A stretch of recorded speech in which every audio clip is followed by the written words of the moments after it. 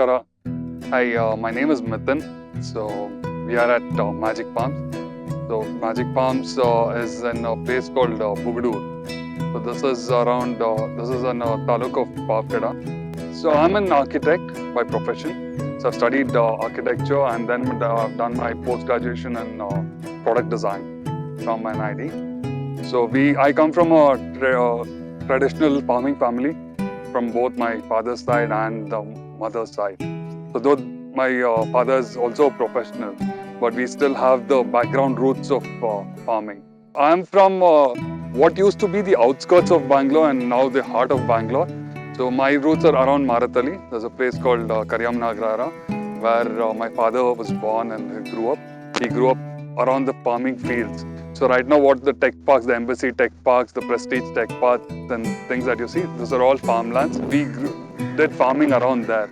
So that's where we grew up and came in from. So my father was a professional, he's a civil engineer. He used to work in NGF, then when NGF shut down, he started his own construction business. So he excelled well as a professional there. But he grew up as in an agriculture family. So his childhood days was all farming, all that he saw. So this was his vision, to have a farm, which is a large farm. We didn't want to do it as a hobby farming, but as a serious agriculture practice. So that was his vision. He still wants to do a 100-acre farm. We are halfway through.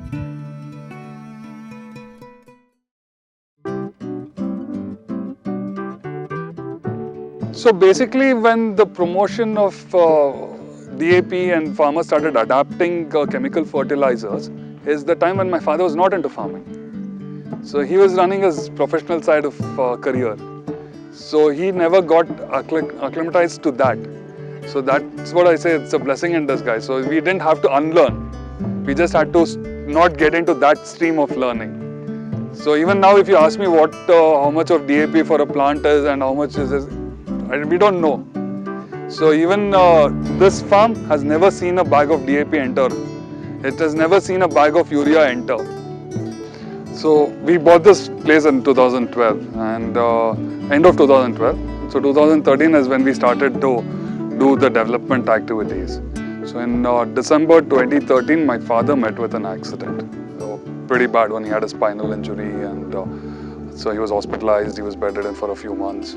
So between 2014 is when we started redeveloping this again after his injury recovery and all that. So all the plants, the orchards that we planted was around 2014 and 15. So then we had our downturn of events that happened. So the farm could not be taken care of and the activities were not going as per plan and things like that.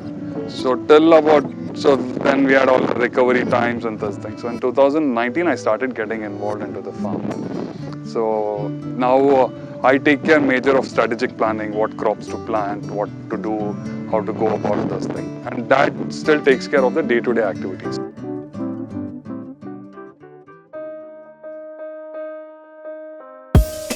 So the major crops is, one is we have mango, so in the as orchard.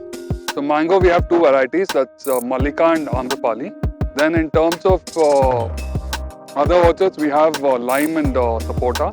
So lime we have a variety called Balaji, which is a Andhra based variety. And sapota is cricket ball. So other than that we grow the native varieties, the regional varieties for tour, that's the red gram. Then we have green gram and groundnut. And apart from that, we experiment with crops like chamomile, which we grew last season. So these are non-region specific, but there's some study that has been done on it. On basis of that, we experimented and got a good crop. And now we have started this micro nano lot, what we call it, where we are growing tomatoes and chili that you can see. And then we have green crops, we have okra, red gourd, sponge gourd, bitter gourds and gourds. We have popcorn. So popcorn is another variety we are trying.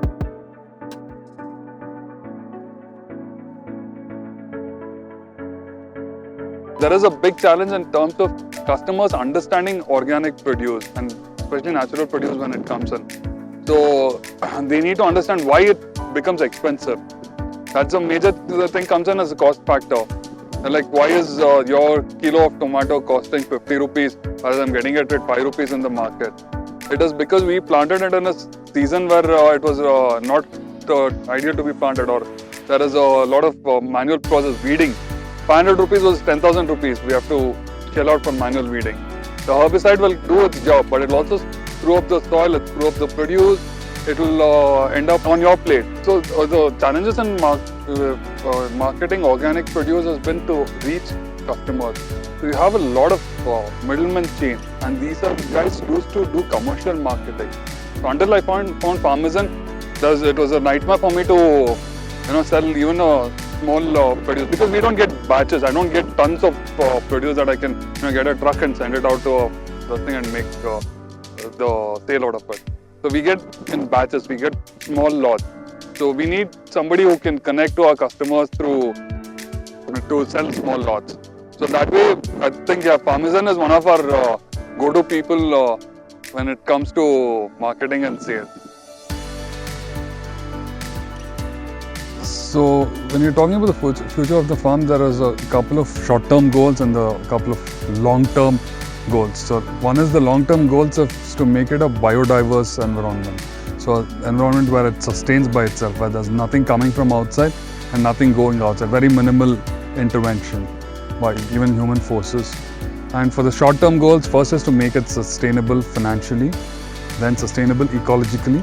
So there is enough number of cross-cropping which balances and helps each other grow. In terms of additional resources like water and things, maintain the balance that it has.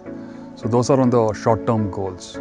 And in terms of my future with the farm, I'm definitely planning to move in here. So hopefully my practice allows me to stay here and continue working out from here.